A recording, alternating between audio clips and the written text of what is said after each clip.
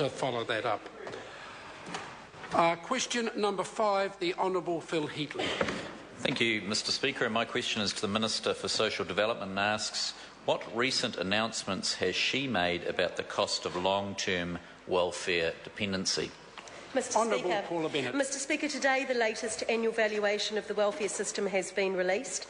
The June 2012 valuation shows the current lifetime liability is $86.8 billion.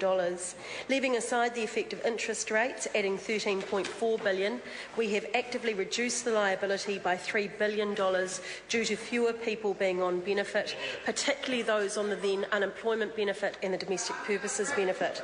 This is a strong indication that changes that this government has made to the welfare system are working well and that efforts to reduce long-term welfare dependency is making a difference. Supplementary question, Honourable Phil Heatley. Thank you, Mr Speaker. To the Minister, what does the valuation tell us about young people? Mr Speaker, Honourable Paula Bennett. We now know that youth spend an average of 18.9 years on benefit if they go on as teenagers, and over a lifetime costing $239,000.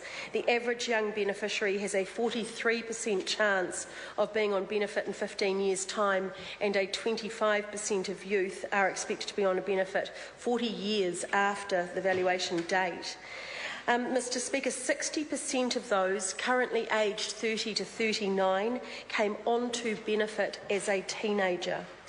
This clearly shows that this government's focus last year on youth and the new youth services is exactly where our focus needed to be.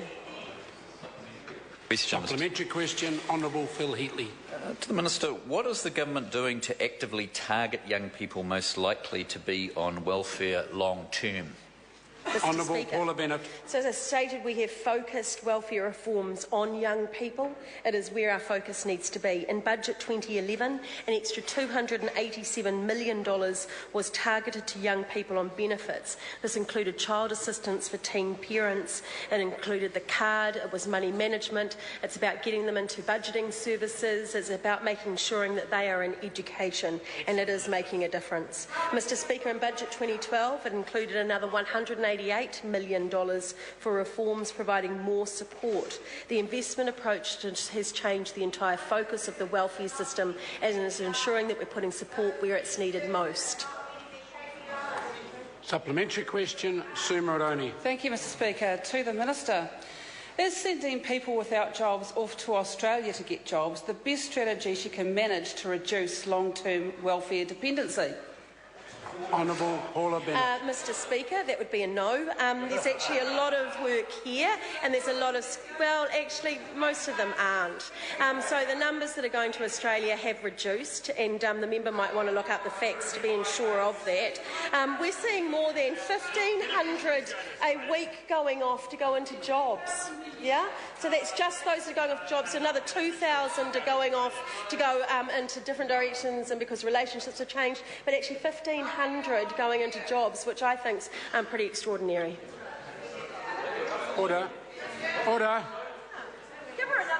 Order. Question number 6, the Honourable David Parker. Thank you, Mr.